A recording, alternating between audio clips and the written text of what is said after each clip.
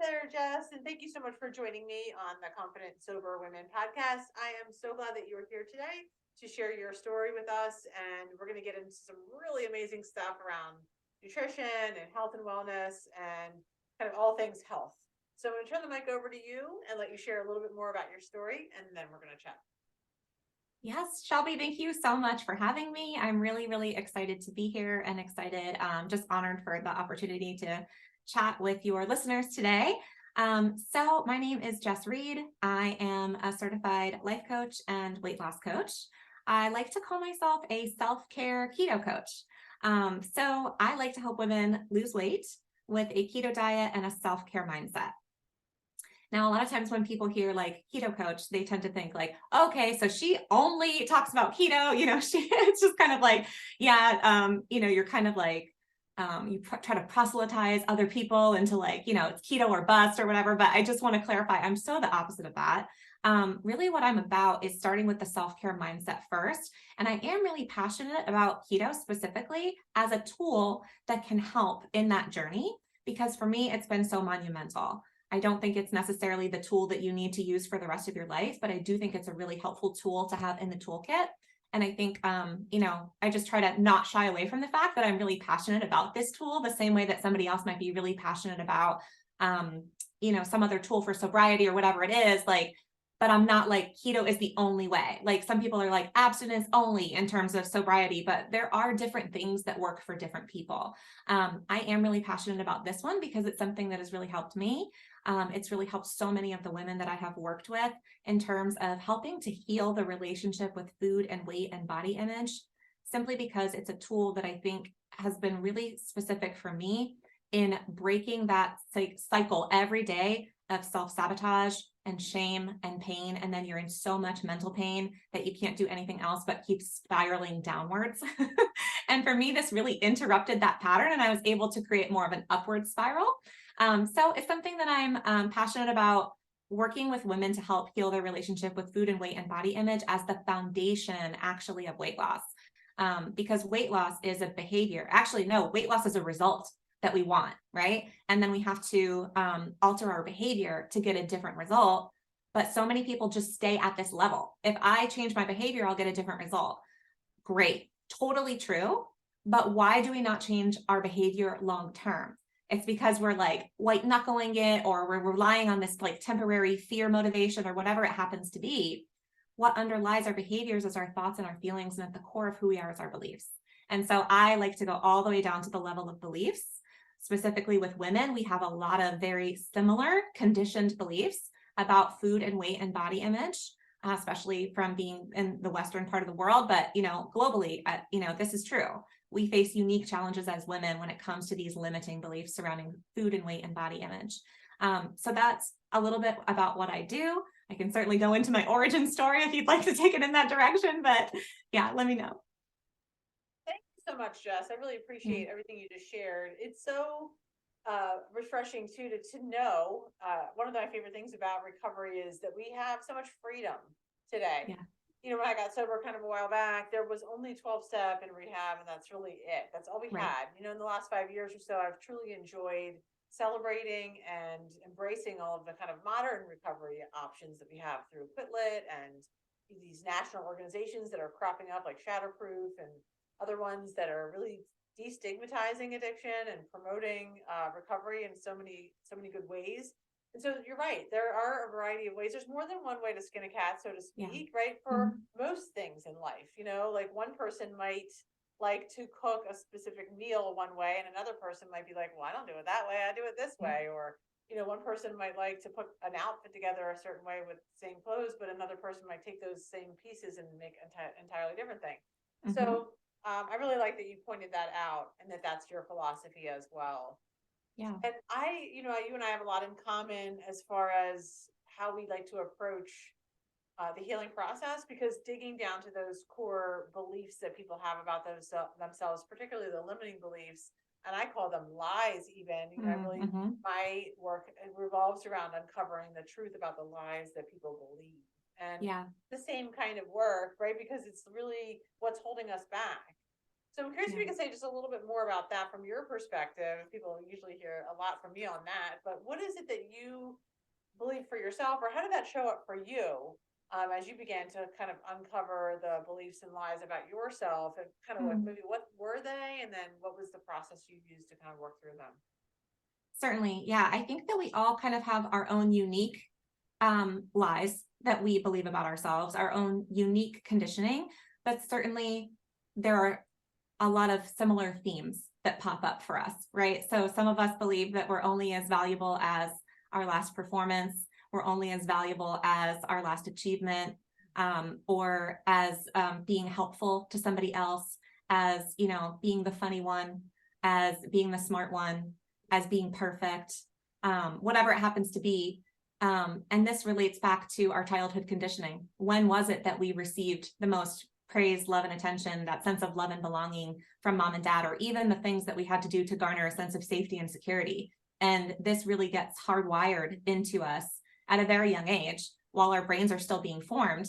And this becomes our core belief. Oh, this is who I need to be in order to get my needs met. And so while certainly we all have our own unique brand of what that is, it does seem to fit into similar themes. I don't know if you're familiar with the Enneagram, but I really like that assessment. And I find that it's really helpful for kind of identifying what your core lie is that you believe about yourself. And that's a tool that I like to use with my clients. So yeah, I do try to help my clients figure out whatever it is that they're using as a coping mechanism, right? So alcohol is a coping mechanism. Food can be a coping mechanism. We certainly have other coping mechanisms. The question is this coping mechanism more harmful than helpful, right? But we're all going to need coping mechanisms at certain times of our lives. We're all going to need to self-soothe at certain times of our lives. And I don't think we should be ashamed of that. We should self-soothe. If you're a kid, if you're a parent and you have a child and they are hurting, you are going to come to their aid and you are going to soothe them. And so that part of us that wants to soothe ourselves is a very loving, protective part of ourselves. But oftentimes the tool that we're reaching for, maybe at one point it was adaptive for us, meaning it actually did help us get through what we needed to get through. But at some point it has become maladaptive to us. And emotional eating is kind of on the spectrum of what we might call like harmful use in terms of using food. And certainly this could be from very rarely emotionally eating to a full-fledged eating disorder or food addiction, And so I'm sure it's similar when you think about the use of alcohol, right? But the whole point is that I think a lot of times we beat ourselves up for self-soothing. But actually, that is a very good part of us that you would not just let your child cry in pain. Or, maybe if you're like super frustrated, I know I felt this way as a parent, but especially if they're hurting because they did something that you specifically told them not to do, they're like, stop jumping on the couch. And then they jump on the couch and they fall off and they're like, oh my God, my arm. And you're like, dear God. But you try to be the good mom and you go over and you're like, assess the situation. Are you okay? In that moment is not the time to be like, see, I told you not to jump on the couch, right? Of course we've done that, right? But ideally, the most loving thing that we could do for our child in that moment is come to their aid, soothe them. So we're going to do the reactive, necessary work of self-soothing. And we're also going to parent our child with proactive, preventative self-care. And at the appropriate time, have a conversation and be like, what do we need to work on so that we don't hurt ourselves again? Like what kind of boundaries that's why we have a boundary of no jumping on the couch, right? And so this is the work that I do with my clients is both, yes, let's self-soothe, but let's not pour salt into an open wound, right? Let's self-soothe with tools that are actually going to help you, not just help for, 60 minutes and then feel way worse. Yes, let's grow the toolkit of things that we can turn to when we need to self-soothe, when we need to calm our nervous systems. But let's also look at the proactive self-care of, do we have some unmet needs where food is just playing a cheap substitute? Do we have some unset boundaries where, now we're just self-soothing because we're in such pain? What kind of pain are you in? Oh, the same pain you feel every single day? Interesting. What can we do to, identify what those patterns are and how am I contributing to those patterns? What can I do to interrupt this pattern? So that's kind of the proactive self-care side of things too. I love that so much. So I love that you um, you've identified the fact that self-soothing is actually very important, that we are Yeah. required really to Yeah. do that. And we will, as human beings, find a way. Some of us do it with alcohol, drugs, sex, money, achievement, work, shopping, all the things. And Yeah. food is definitely a part of that. And so it's so appropriate to be able to point that out, that those are things that we are doing to self-soothe. And we do want to basically make them negative. We want to look at them in the negative. I think that's our natural way to be like, well, this is, bad, or Yeah. I'm bad because I'm like shaming ourselves, Or right? I'm weak. Yeah. It's Yeah, not a weakness to exactly. self-soothe. I Everyone don't have does. control. I can't control myself. And so instead of being able to look at it and say, no, actually, this is a natural human tendency to want to soothe ourselves, just like you explained with the child, which is such an excellent example. And so you're right now. So our job is to identify that and say like how, because I don't think a lot of people even recognize that. I think depending where you are on your own personal development journey, and certainly in your recovery journey, you may or may not even be recognizing that that's what's happening. I mean, generally speaking, when we're using something, a substance, an activity, or something to escape our lives, essentially, right? If we're using it to get away from the feelings, then that's a form of self-soothing, but it's not a positive form, right? It's not, we're not doing it in a positive way. So first, recognizing that that's what's happening, and then B, being able to recognize that the thing that you're using to do that with, which is often very difficult to acknowledge, right?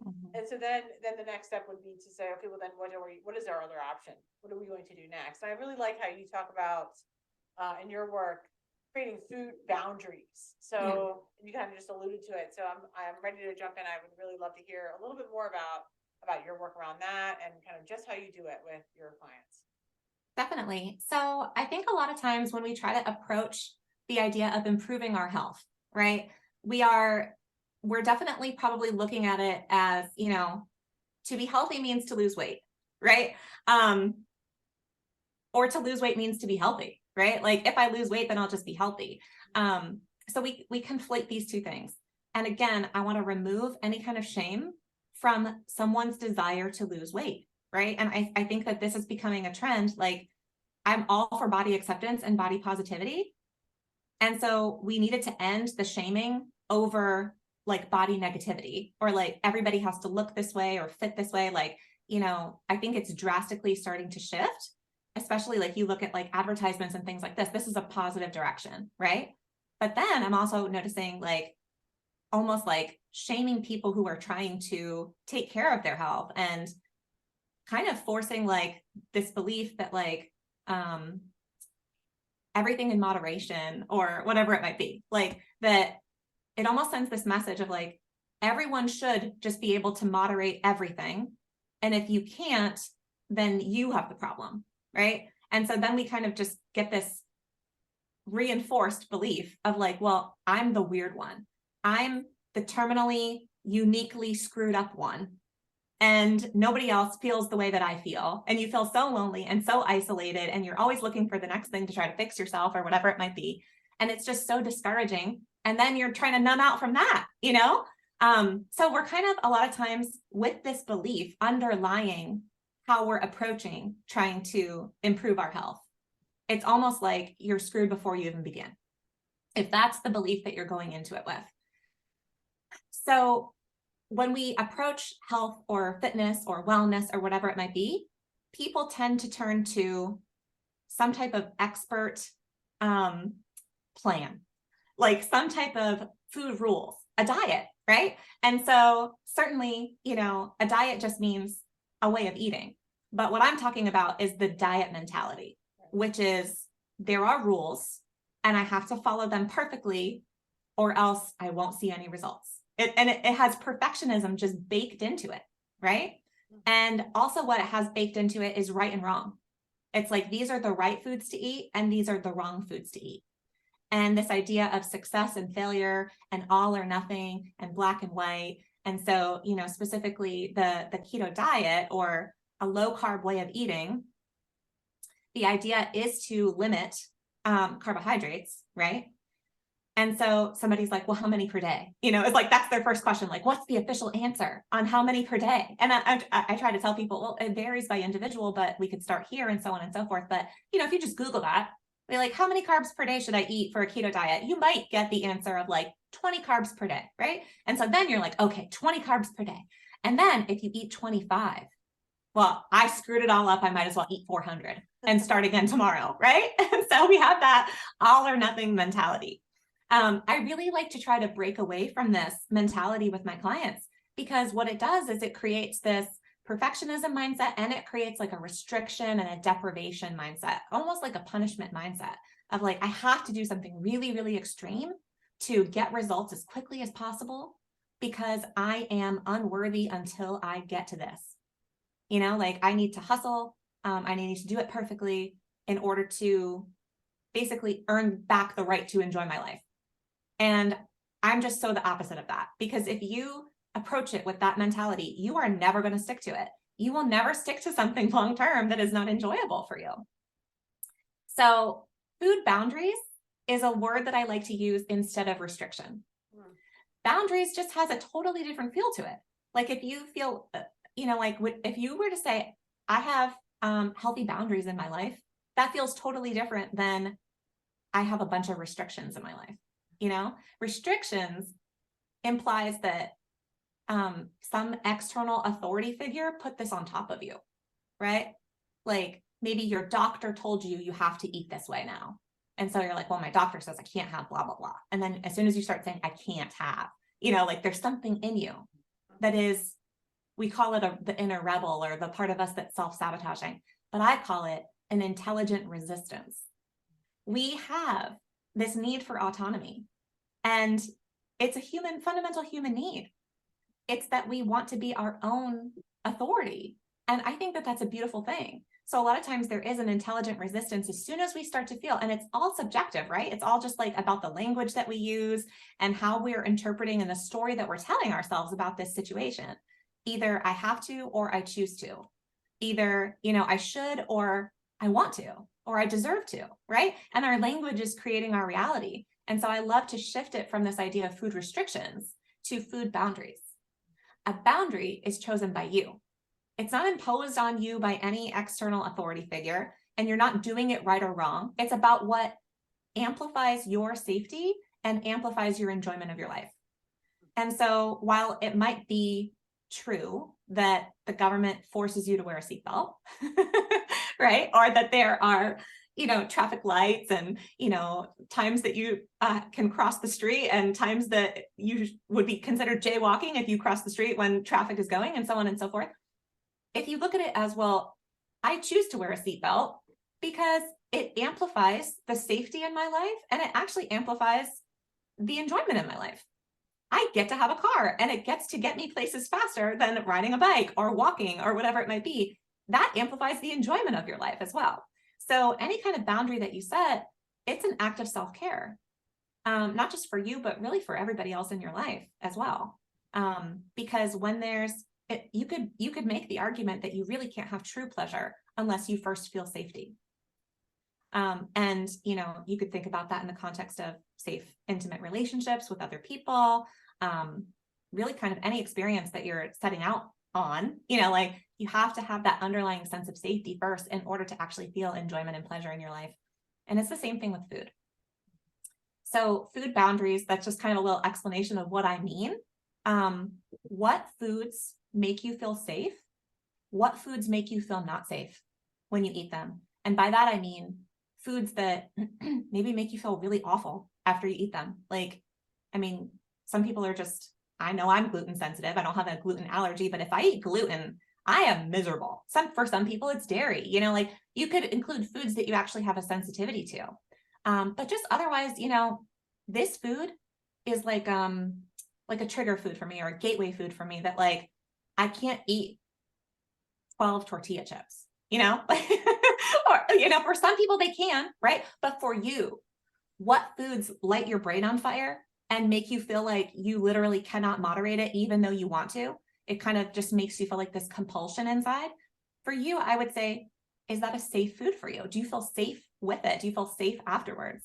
And while it might give you some temporary pleasure, does it meet the criteria for both? Is it safety and is it pleasure?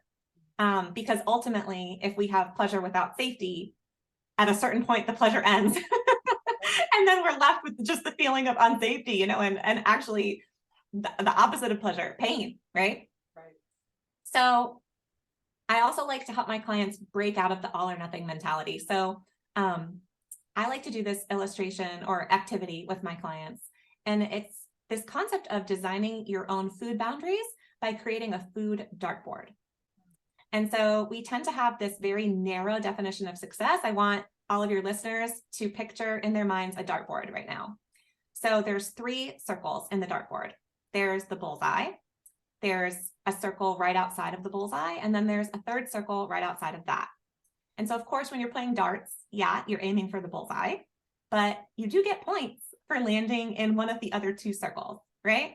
And so what I find with food specifically, and I know we do this in other areas of our lives, but almost every woman that I talk to has an all or nothing mindset about food, right? It's part of our conditioning. Even if we're not like maybe a perfectionist in every other area of our lives, for some reason with food, we're just taught like diet or bust, perfection or bust or whatever. And so you've been living with just a bullseye and it's just a very small circle. And how do you feel when you're just a little bit outside of perfection? You're like, well, doesn't count. Nothing counts. Might as well give up, forget it. I'll try again tomorrow to hit the bullseye, right? But imagine if we expanded the definition of success. And so foods that are in your bullseye certainly are foods that make you feel safety, make you feel pleasure, and maybe are getting you towards your goals. If your goal is weight loss, or if your goal is healing your gut, or if your goal is improving your mental health, you could have a different reason than weight loss for your food boundaries. But whatever it is, let's just say the majority of the time you're aiming for the bullseye. And that could mean 51% of the time, or it could mean 95% of the time, or it could mean 80% or 70%. You decide what percentage of the time you want to be in the bullseye. Maybe it's weekdays, and on the weekends, you don't want to be in the bullseye, whatever it happens to be. But the bullseye is basically like your sweet spot where you feel like optimal, your absolute best. These are the foods that really bless my body. Like I feel awesome when I eat these foods. And then you can have your sometimes circle, the circle that's right outside of that. And the sometimes circle is like, well, I still want to eat these foods, but just not every day. Like they're not in my like optimum, like getting me towards my goals. But certainly I don't feel like these foods are harmful to me. So again, this is going to look different for everybody. But for a lot of my clients who are following a low carb diet, maybe in the bullseye is basically like, meat, low carb dairy, healthy vegetables. And then some people might put fruit in the sometimes circle. Some people might want it to be in the bullseye. It kind of depends. Some people might want to have like actual bread in their sometimes circle, like they want to have bread on the weekends or have pizza with their family on the weekends. Some people might put it in the circle outside of that, which I call the rarely circle, And so maybe in your rarely circle, that's like birthdays, anniversaries, vacations, whatever it happens to be. But you get to decide what foods go in which circle, what circumstances or situations in life constitute sometimes. Is it weekends? Is it having a bad day? Is it when we get together with extended family, when I go out socially, whatever it happens to be? You get to decide what constitutes rarely. Is it just once a year on your birthday? Is it, whenever you're on vacation? You get to decide what constitutes what. But the whole point is that you're expanding your definition of success. You're doing it in a really intentional way, saying anything here, I still feel safe because I know that if nothing else, this food it fits into this category. It's not every day. It's not all the time. It's not a license to just, eat cake every single day because I have it in my rarely circle. It's not on my bullseye, but it doesn't mean I can never have it again. And so you basically have given yourself permission ahead of time to say, this is success. And then I did what I said I was going to do. I've already planned for it. And that creates such a different experience for yourself than even the birthday or the vacation or the weekend or the time with family or whatever it is. I did what I said I was going to do. You still maintain your values, your integrity, and your self-trust.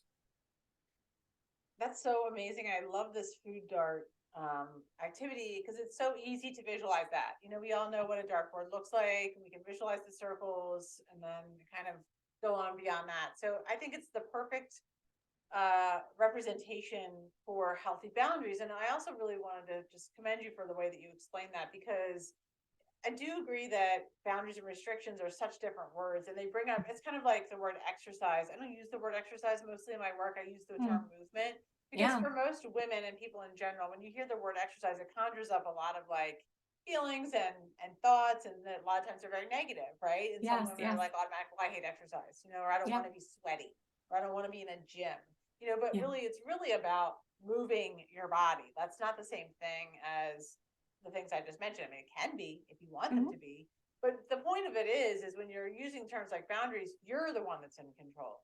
You, Mhm. like you said, get to make the decisions about what is and isn't. It's even like in relationships. I mean, boundaries are not walls; they're like Yeah. translucent, right? They're fences. You can kind of go in and out. So, like, you might not be saying, "Well, I'm never going to communicate with that person again because they're toxic or whatever," or you might be saying something like, you know, I'm going to make sure I limit my exposure to them. And when I do have exposure, it's going to be for a limited time and in these situations. And those are the healthy boundaries. So I think that it's so important to point that out, because when we do get sucked into black and white thinking, and particularly for those of us who are addicts, because Yeah. that's kind of how we live, you know. And a Mhm. lot of times for us, our brains are more hardwired for black and white than maybe Mhm. a quote unquote normal person.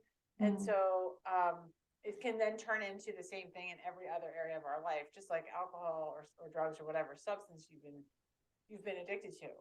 So those that kind of language is also very important when we're working with limiting beliefs about ourselves and those lies. Checking into our language is really important. So thank you for making that Yeah. distinguishment and for using the term boundaries. I really love that. And then I love how we get to define, you know, what those words mean. Like, what is the bullseye? What does the rarely and sometimes mean? And I think that that creates a lot of freedom that would be Mhm. very appealing to most people and make it feel a lot more attainable and sustainable, right? Versus just Yeah. like, no, you know, like, Yes. no, you can't do this. And this is why, and it's never going to change. It's like this forever, you know? Well, forever is Yeah. really tough for most of us Yeah. to deal with, you Yeah. know? That's actually one thing I wanted to make sure to mention is that the dartboard is meant to be updated again and again and again. The same way that you have full permission to alter your boundaries based on, I think a lot of things, based on the situation, but also based on your own level of self-trust. I think a lot of times, like you mentioned, the example of like, I'm never going to talk to this person again or whatever, like, I think sometimes we will pendulate, meaning we'll move in the opposite extreme once we kind of have that epiphany or that awakening moment of like, oh my God, I have no boundaries. I've created this whole thing. I've agreed to all of this. And they're like, we kind of wake up Right. and we're like, okay, from now on, self-care, good boundaries, and we will be pretty rigid with our boundaries in the beginning. And that's actually okay. That might be what you need in that moment to restore your own sense of safety and to build up your self-trust. And then as your self-trust builds up, you can allow your boundaries to be a little bit more flexible. And the food dartboard is meant to change over time. So certainly when I first started eating this way, my bullseye looked very different than it does today. There's a lot more foods in my bullseye now that once felt not safe to me. So just because a food doesn't feel safe to you right now doesn't mean that it'll be that way forever. As you build up your self-trust and actually I believe as you heal your body and as you heal your physiology, you heal your blood sugar, you heal your hormones that are related to your blood sugar, then a food will actually be a very different experience inside of your body after a year of healing your body. So don't feel like whatever you decide today is a lifetime sentence. It's not binding in any way, shape, or form. It's actually meant to be revised over and over and over again, depending upon, again, today, this season, what makes you feel safety, what makes you feel pleasure. That's really important too, because as we begin to do any kind of healing work on our physical bodies, we're not just one thing, right? We're not just one body, one brain, one heart, one leg. You know, all of this is working synchronicity with synchronicity, and So when we start or stop doing certain things in our body, it then starts to change all the other systems. So meaning like if you start cleaning up your food, like you start to say like, okay, I'm going to sort of reduce the intake of certain things. I'm going to increase the intake of other things. You're going to feel better, like already, Yeah. like in a couple days, you're going to have a pretty miraculous, or at least this has been my experience when I've done Yeah. that. You have a pretty miraculous experience on feeling a lot different. You start to you wake up, you get clarity, start to Mhm. sleep better, you have more energy, like maybe your mental health is improving. There's just things that start to change. Yeah. And so of course then you're going to want to probably continue to do those things, and Mhm. then maybe increase or decrease the things that are in those rings based on that experience. So Mhm. it's a very, yeah, it sounds like it's just a very fluid uh, experience with the food boundaries that's meant to be looked at and like reviewed, kind of like goals for the year or Yeah. goals for your business or goals for your personal life. Like you're supposed to look back on that and say like, how is this serving me now? And then like, Yes. where do I want to make changes? Yes, definitely. But when you make your food boundaries, I would say try not to be in a reactive state. Try not to be in that state of mind where you're just like feeling like such a failure. Like, and now I need to set boundaries to fix myself or to control myself. Tap into who are you maybe when you're at your goal weight or whatever it is, like you're in that state of health. Time travel into the future. And then think, you know, not just about the outward results, but about your experience along the way. Because again, we don't want to have that same old, this is why we set ourselves up for failure. Is because we're like, it doesn't matter if I feel good until I get to the goal. Then I will feel good once I get to the goal. No, that's the polar opposite. You will never get to the goal unless you feel good with this today. You will not repeat today. It's just one day at a time, but you will not repeat today if today feels miserable. Yeah. And so when you're designing your food boundaries, please, you get in touch with your intuition, your highest self, whatever it is that you believe in. Connect with God first, like get yourself into not a state of mind where you're steeped in shame from the day before. Try to get yourself like, get out in nature, listen to some music, laugh with your kids, whatever it is that actually gets you into like that place of access with your inner knowing, whatever that means to you. But that we're not going to approach it from this, maybe the voice in your head that is telling you how bad you are and how out of control you are and how you actually need these boundaries, which is really saying you need to be punished and you need to be restricted because you're out of control. That's not the intention of the food boundaries. It's saying actually from my best self, from what actually makes me feel the best and what would be an enjoyable experience to, this is how I want to live my life, basically, is, these foods make me feel great. These foods don't, and it's about self-care. It's about a place of loving yourself. And that's the difference between, like, again, if you're a mom and it's about parenting yourself, but if you're a mom or a parent and the difference between when you're reacting to your kid and you are giving them a punishment versus when you are trying to set up healthy boundaries for them. When you're just like, you're driving me nuts, no more TV for the rest of the day or whatever it is that you try to take away from them. It's like that whole reactive, like you need to learn a lesson out of like fear and force and, the negative consequences of your actions versus you stepping back and being like, oh my God, my kid struggles with this every day.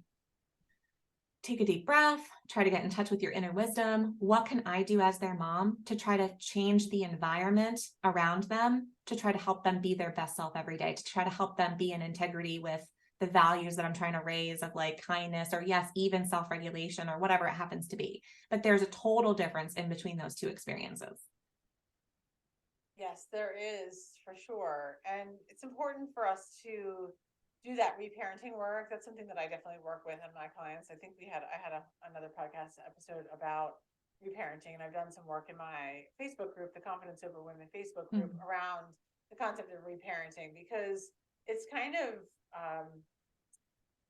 foreign, I think, to some people. I mean, we can hear that term and sort of understand what it means, but then it's like, what does that really look like? And that's a conversation for another day because it could be a whole long training on that. But we can and do have the opportunity to give our younger selves and ourselves today what we didn't get and what we needed when we were in those times. And so part of that stuff around food means if you're using this tool like light drugs, alcohol, sex, whatever, to numb out or to escape feelings, if food was used that way, for a lot of us it was, and generationally that's a real thing.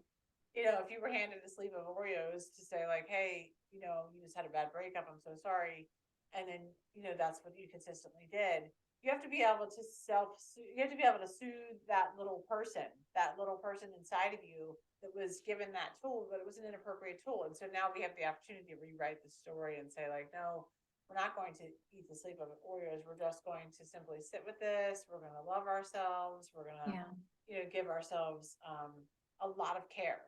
Yeah. And I like how you've been equating self-care with health and with food even, because I don't think that's often connected either. But one of my forms of self-care often is what I put in my mouth. I mean, how I take care of myself, how I feed myself is a form of taking care of myself, right? And so of course it's a form of self-care. And so the choices that I make on a daily basis are a part of that. And like you said in the beginning, like sometimes we do make one, like you might go to Chick-fil-A and get a milkshake because that's what you really want at that time.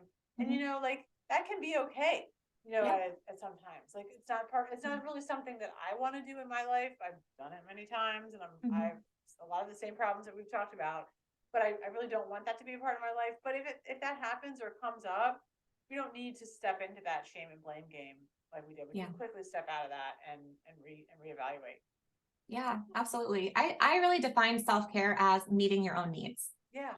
And I think that we look at self-care as like bubble baths and pedicures, or we even look at self-care really as the self-soothing that we tend to do, like distracting with TV or social media or whatever at the end of the day, like just trying to calm ourselves down, having the glass of wine, like whatever it happens to be. But that's not self-care. Self-care is designing a life that you don't need to numb out from.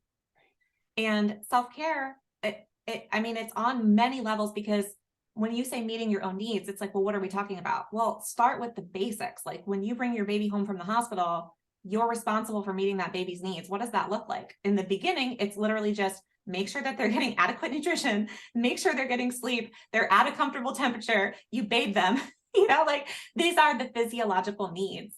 And, I'm sure with your background, you're very familiar with Maslow's hierarchy of needs, but any of your listeners could go Google that. And it's just this little pyramid that you can look up. And, the theory of it is that you have to meet the basic needs first and then work your way up from there.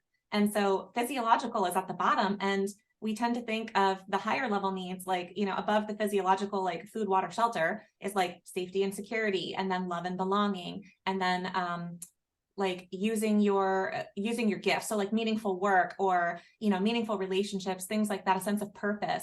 And we tend to start there with the higher level stuff, and we're neglecting food and sleep are like so fundamental. If we all know what a day after a night of sleep deprivation feels like, right? And or if you've ever been a parent of a young child, or whatever type of other situation where you might be in a chronic state of sleep deprivation, what a zombie you feel like. And for me, and for everybody that I've worked with, all my clients that I've worked with, who after we changed the nutrition, it's basically like you've been sleep deprived your whole life, the equivalent of that in the nutrition. You've been nutritionally deficit your whole life, and you don't know how good you can feel until you know how good you can feel. And it's like when you get your nutrition dialed in, meaning like get your protein needs met, get vitamins and minerals, enough electrolytes, things like this that we're actually never really taught about. Honestly, we're only taught calories in, calories out. And that's sad. And I won't go off on that rampage, but it's the equivalent of like sleeping 4 hours a night and finally getting 8 hours of sleep. You feel like a new person. You look at the world differently. Your brain is functioning in the optimal capacity, and you will be so much more likely to make better, healthier choices, and to see creative solutions and to come up with ideas that actually do amplify your life and give you all the rest of those needs and dreams that you have in your heart. Yeah, I totally agree with all that. Thank you for sharing that part. As we kind of near the end here, I'm really curious if you could just touch on just in a quick way. I know it's a loaded topic, but why for you for you personally, and then in your experience working with people in this way, why keto? Yeah. Oh, thank you. Such a great question. So essentially what keto is it means ketosis, and ketosis is a metabolic state. You have essentially two different fuel sources that your body could run off of: sugar or glucose, or fat. And think about it, that's why we store fat on our bodies, is because we're like, I'm going to save this energy for later, right? I might need to use this fuel source as my backup fuel source someday. It's almost like your body's like a hybrid car, and you can run off of gasoline, or you can run off of electricity, right? And so your body is able to burn both of these fuel sources.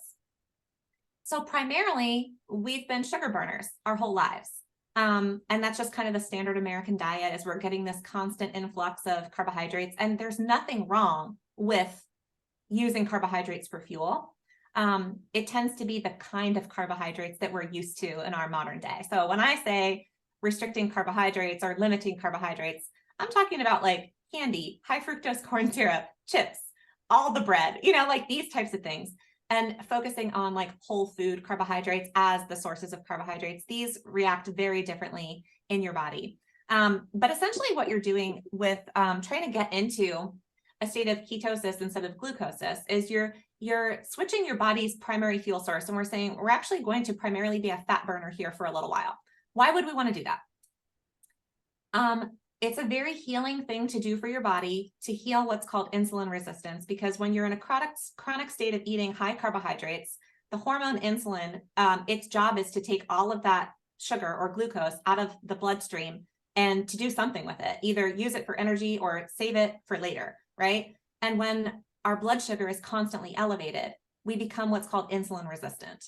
And that means our body is kind of breaking down. It's not functioning the way that it's supposed to function.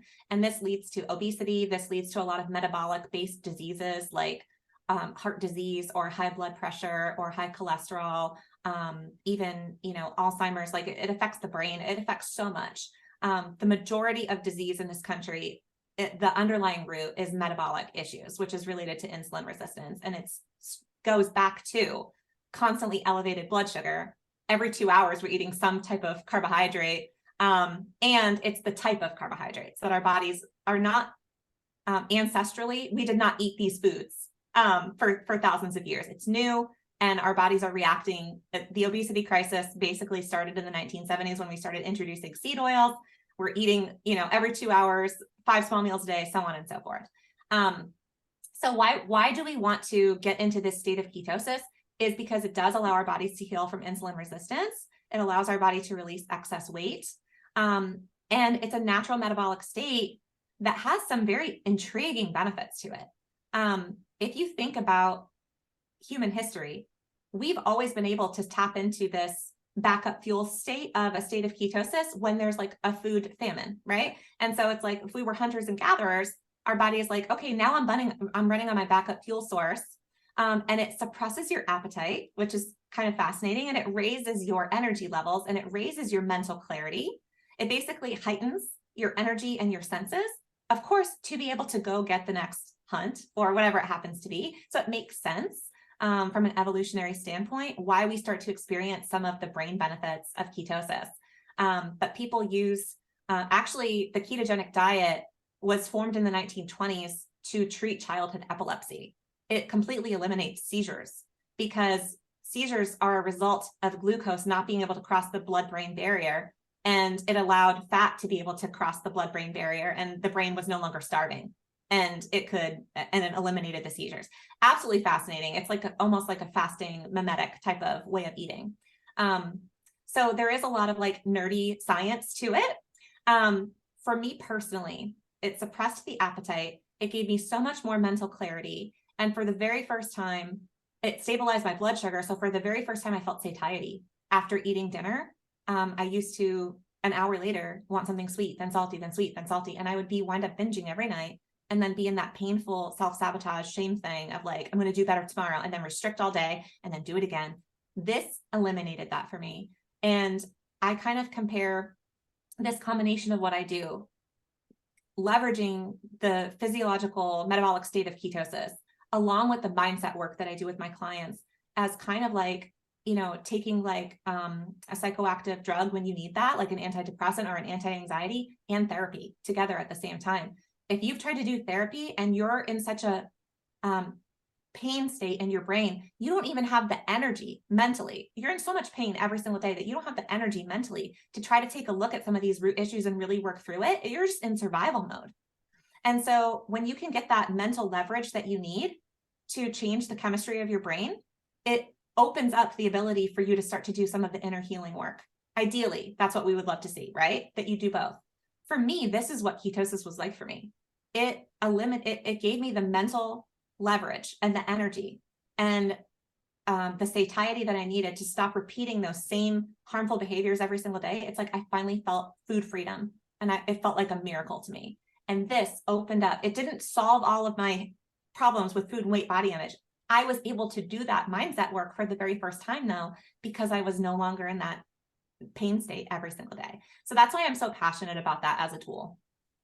I thank you so much for that explanation. That's very helpful and super clear, and I can totally relate to everything you just said. So I'm sure that my audience is kind of having a lot of light bulbs go off as well. And it makes total sense. And there's a lot of questions about it, and there's a lot more, concerns that people have sometimes. There's been a lot of things in the media that have come up, both positive and negative. And so those are good questions and conversations for you guys to kind of make sure you research, make sure you reach out to either Jess or someone else to kind of help inform you on, like, because maybe this isn't right for you, or maybe there are some implications that would be harmful, but just so that you have super good clarity and understanding around what it looks like before jumping into it, on your own. But I think that it's helpful to understand the potential benefits and kind of even the whys of it. So thank you for that.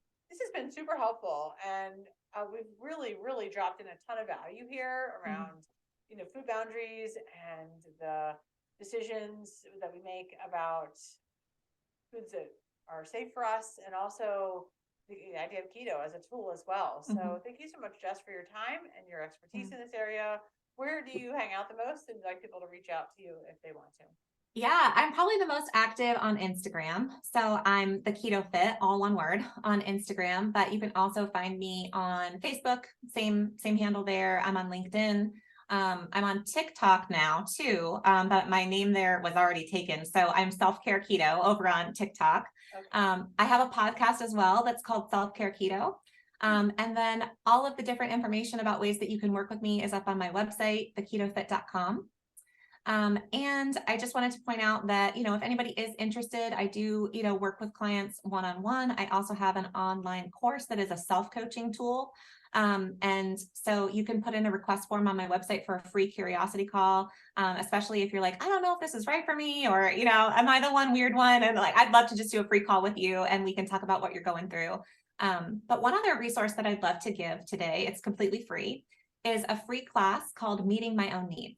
And this is something that we kind of referenced a little bit, which is, that really is what self-care is. It's meeting our own needs. And that I'm basically proposing that this is the way to reduce your emotional eating, is actually by setting those unset boundaries and meeting those unmet needs. And so it's about an hour and a half long class, coaching video that I've created. And there's some worksheets, basically like doing kind of a life assessment on what your unmet needs are. And I'll give you that pyramid that we talked about, the Maslow's hierarchy of needs, and kind of breaking it down like, hey, how are you doing with this area of your life and this area of your life and this area of your life, and get you to take some inspired action towards that. So that link is bit.ly/meeting my own needs. Wonderful. I'll make sure that all of that's linked below in the show notes. And I thank you so much for your time and your energy today. And thank you. I can't wait for all the audience to hear it and as well. So thank you again, and I hope you have a fantastic day. Thanks, you too.